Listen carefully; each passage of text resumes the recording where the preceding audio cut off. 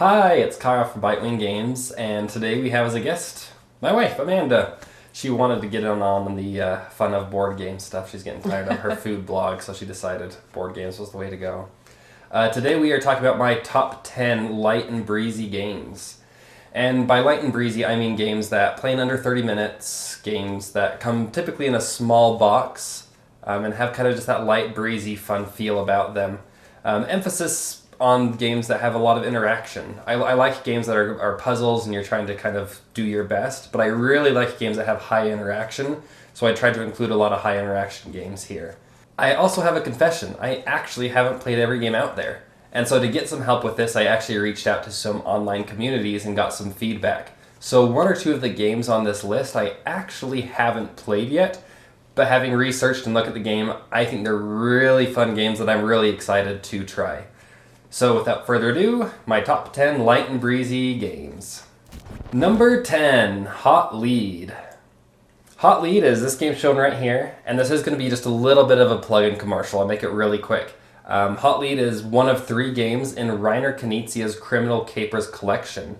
Here at Bitewing Games, we're actually helping to publish this game, and so they are on Kickstarter right now at the time of this video coming out. If you haven't heard of them, love if you'd go check them out and help support us, and also check out these 3 amazing games. But Hot Lead is a light and breezy game. It plays in about 15 minutes, honestly 10 minutes sometimes. And in the game, you are an investigator. You're following leads to try to catch criminals or get these criminal activity cards. What you're really doing is simultaneously bidding to earn cards, trying to collect 3 cards of a kind. The real catch about this is if you collect a 4th card of a kind, the criminals smell a rat and they go dark. You lose all of those cards that you've collected. So it's a balance of trying to maximize your points without pushing too hard. And it creates a really unique tension and lots of interaction. Yeah. I think a couple of my favorite parts about Hot Lead, I love manipulating. It's an auctioning game, so you're trying to win cards. Everybody's laying their card at the same time. And one of my favorite things is to just manipulate that auction in a way that people don't expect and kind of throw off, what people end up taking from that. I think that's a really fun part of the game. It is really cool because you have these cards from 1 to 55. The higher numbered card gets the higher criminal activity card here. And so sometimes you lay a card, you're like, oh, I know this is going to be the highest card. And someone else bids higher, and you're like, what the heck? You didn't even really want that one. But it really messes with your plans, and there's a lot of fun interaction in that game.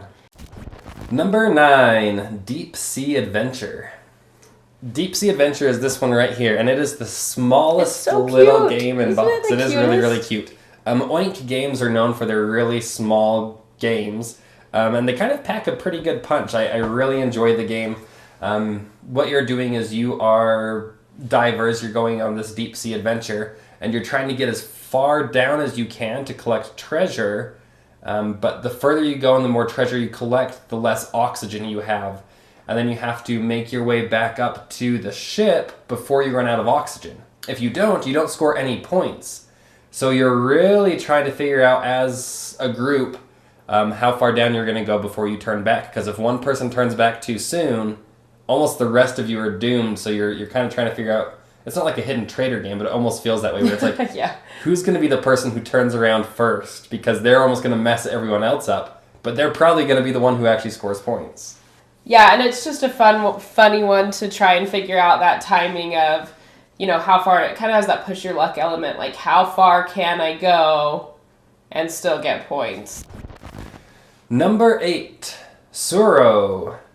So Tsuro's right here. This is probably my biggest box game here as far as the actual size goes, but it plays really quickly and it's just a very fun little tile laying game. In Tsuro, you each have a character that you'll have on the board, and you're laying tiles, and your whole goal is not to fall off the edge of a map. So every time you lay a tile, it has to be to continue the path that you're on. And wherever you lay it, you push yourself to the end of that connected path. But any other players that also are there will move to the end. So you're trying to find a balance of getting close to other players so you can push them off. But if you get too close, they can push you off. And so it's all about timing and positioning and how and when you play the tiles. It's a little bit simpler on the strategy. Some of the other games have a little bit deeper strategy, in my opinion. But I think it's a lot of fun, and it's also nice because I can play it with my 8-year-old nephew, and it's still a lot of fun. He and I can both have a really good time playing it. Number 7, Point Salad. I'm excited about this one. Point Salad is, number 1, I really like the name of the game because Point Salad is a type of game where you collect points from a number of different ways. And that's exactly what you do in Point Salad. You're actually making a salad. You're collecting these recipe cards which tell you how many points you'll get for different salad ingredients that you collect.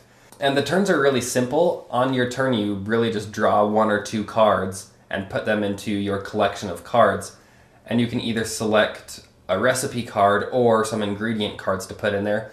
And so this one's a little bit less interactive, at least in an intentional way. You might take a card someone else wants, but more often than not, it's not out of spite. It's more just kind of a happenstance thing. But that being said, it's very light, very fun. It's kind of just a silly game where at the end you're like, oh my gosh, look at all these crazy combinations I got. Yeah, I don't know. I don't know that I would even agree with it being a silly game because I actually think the strategy here can go a little bit deeper. The most unique part about this game is that the objective cards are actually printed on the back of the resource cards. So, kind of like he was saying, where the interaction really comes in is that I might take a resource card which will cause an objective you were hoping to get to be flipped over. And sometimes it is happenstance, but you also can kind of watch other players and intentionally take things to kind of change their hand. The other thing that's really fun about this game is if you're into combos, this is like a there's a lot of combo-rific game. So you can really build your hand in a way that you're able to just have a few resource cards that you're able to reuse over and over again for points in different ways, which I think is really fun. I like to say there's not quite as much strategy, and it's kind of silly because I always get destroyed in the game. Every time we play, I just feel like I don't do that well, and like I don't have the combos down very well. And there is, like any game, luck of the draw and some things like that, but there are some really good aspects to it, and I do think it's a really good game. That's why it's on the list, and especially Amanda does really like it, and I think there are some good things about it. I'm not good at it. Number 6, Sushi Go Party. I don't actually have this game. I had it at one point, but then I gave it to a coworker who was really into games, and I thought she would really enjoy the game, and I meant to get myself another copy, but I never did. But Sushi Go Party is a very fun game. It's very cute. You have these anthropomorphic type sushi rolls, so different pieces of sushi and fish and things like that, which is a funny, kind of silly idea I would have never thought of, but it plays really well in the game.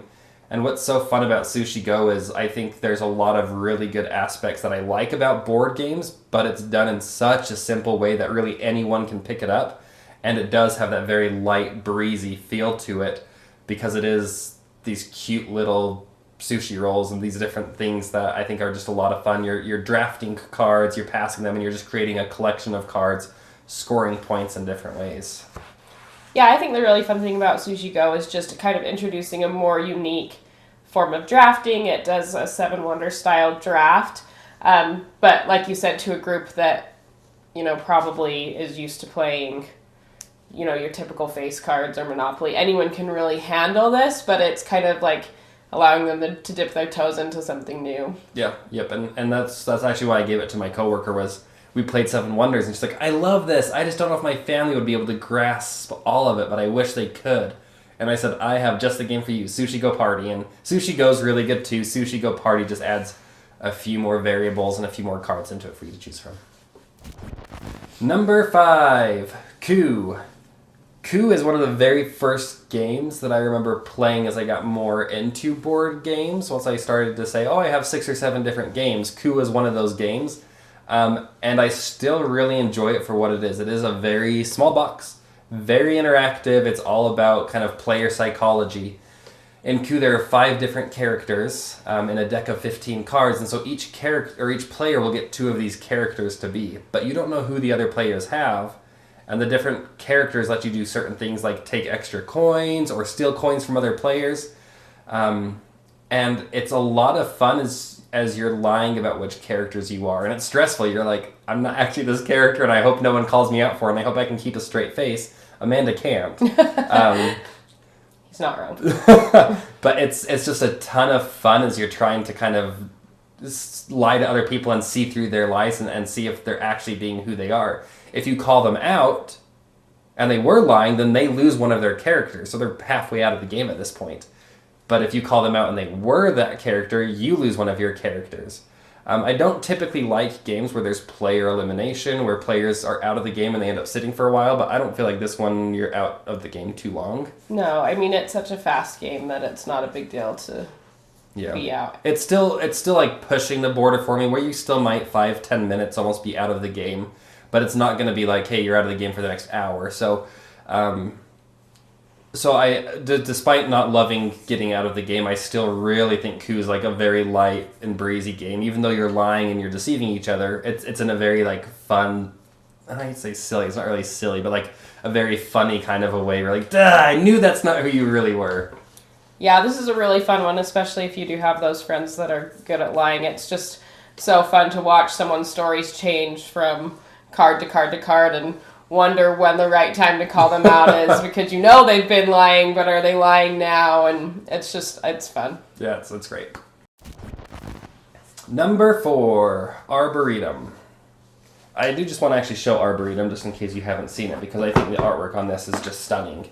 Beth Sobel, one of my favorite artists in board games. Just very, very beautiful art. I know they're just trees, but like, man, they're really pretty trees. So in Arboretum, you are just collecting different varieties of trees. What's really unique about this game is you're collecting trees, you're trying to rank them from low numbers to high numbers and create paths in different ways. But at the end of the game, you only score points for the trees that you have the highest value of in your hand. So I could have almost all of the trees out in front of me, but if Amanda has the 8 value of that, then she scores points for those trees and not me. Even if she has 0 points in her Arboretum that she's formed. And so I just love that like decision making and hand management of like, how many of the cards do I lay, how many do I keep, so I make sure I have the highest value of this tree in my hand. A lot of kind of a tug of war, very, very interactive, a little bit hateful sometimes, where you're like, oh, Amanda wants this, yep, I'm keeping that till the end of the game. So it's a little bit hateful, I think, but I still think it has that light and breezy feel to it. And the thing that I love about it is there's just a lot going on in such a small package.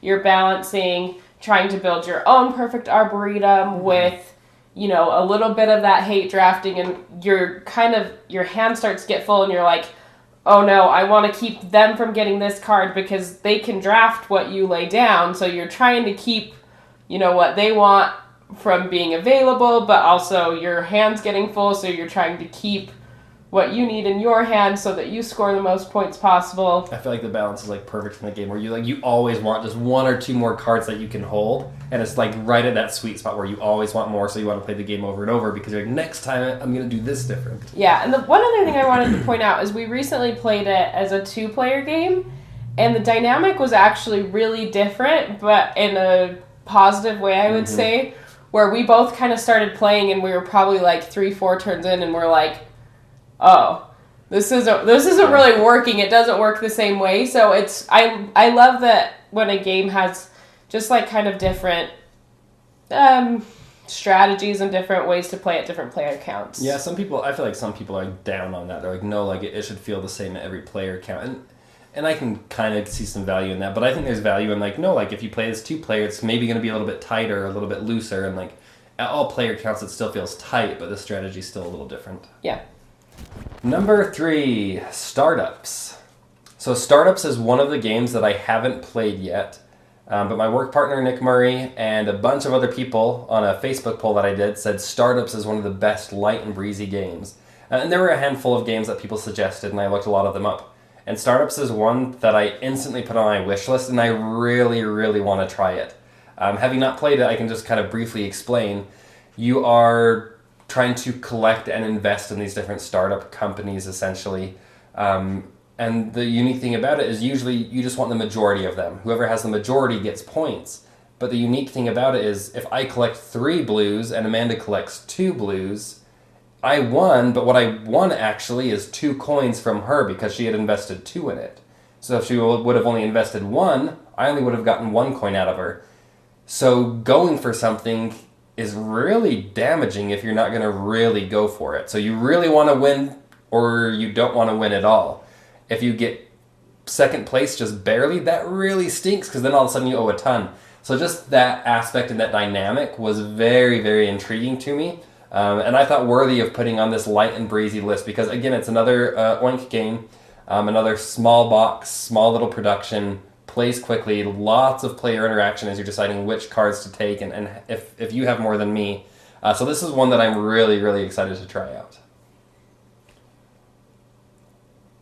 Amanda doesn't have anything to say about it. Sorry, I haven't played it, so I just didn't say anything. I haven't played it, but it does look fun. Number 2, No Thanks. This is another game that I actually have played just one time. I don't have it here with me, but I just had played it one time, and then again, hearing lots of people mention it, I looked up the game and I was like, that game is a ton of fun. I had a really good time the one time I played it a few years back. In No Thanks, you just have a deck of cards, 1 to 33, I believe. You're trying to have the fewest points possible. So anytime you flip over a card, you either have a choice to take that card and play it in front of you and you'll earn that many points, or you place one of your negative point tokens on the card. So you don't want to get rid of those because they're worth negative points. But you also don't want to take the 30 value card because you don't want 30 points. And so you just do that until someone eventually decides, hey, it's worth it for me to take that card. And the really unique thing is any runs that you have, so if you have the 12, 13, and 14, you only score points for the 12. So if I saw the 15, it wouldn't make much of it. It would actually be good for me to take that, especially if it has negative point tokens. Where for Amanda, that would be 15 points. And so you're, again, balancing like, well, I don't really want this, but I don't want them to have it, and do I take the card or not? And so I think for a very simple, like it's a tiny box, 33 cards, little tokens, plays very quickly and has a lot of interaction of what cards you take and what cards you're stopping other players from taking. Yeah, I haven't actually played this one either, but I do really like the idea of especially maybe being willing to risk some of those higher numbers if you have a run of them. So I think that's just a fun dynamic. And I do like that. And the thing that is even, to me, more interesting is you do take a few cards out of the deck before you start. So you can't be like, oh, I'll take the 33 and the 32 and the 31. No one else will. Maybe the 32 is not in the game, so then you're stuck with the 33 and the 31. And so you're like, shoot. So there's that mystery of what you're going to do too. Number 1, Qwixx. Qwixx is a tiny box, small little game. It's really just a pack of notepads and a few dice. In the game, you're just rolling the dice. You're selecting which dice you want, trying to collect numbers either from smallest to largest or largest to smallest. And all players are collecting certain numbers simultaneously. And I always enjoy games that have simultaneous selections and things so that you're not sitting bored between your turns. And Qwixx just plays very fast, interactive in the sense of, oh, they've almost completed this row, and once someone completes a row, it locks it, so I can't do any more. So I need to start collecting these even though these numbers aren't ideal for me. Yeah, and I think we've talked about this one before as far as, this is a roll and write game, which are not known for having a lot of player interaction, but as one that has a little bit more player interaction than some, and I do think, I'm terrible at this game, I never do well, because I'm just like so focused on getting what I want, and I'm like, wait, you're ending the game? Yeah. Really? Like, I'm in so much trouble. The game can just like end when you're like, oh, I'm doing well, I'm going to do this and this. And they're like, well, game's over. And you're like, what? No! So yeah, that's kind of my experience with the game. That's the fun part about it, is just trying to balance, maybe trying to do okay, but finish the game quickly enough that you actually get to score your points. All right, so that is our list of 10 Light and Breezy games. 30-minute playtime max. Small box, very easy to break out, and anyone can really learn the rules and play the game very quickly. One final plug here for our Criminal Capers collection.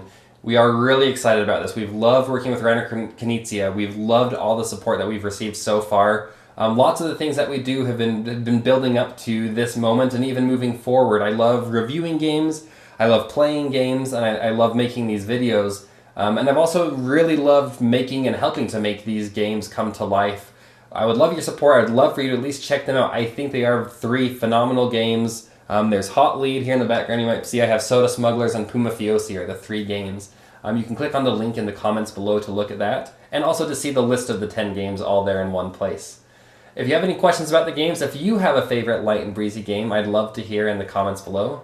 Until next time.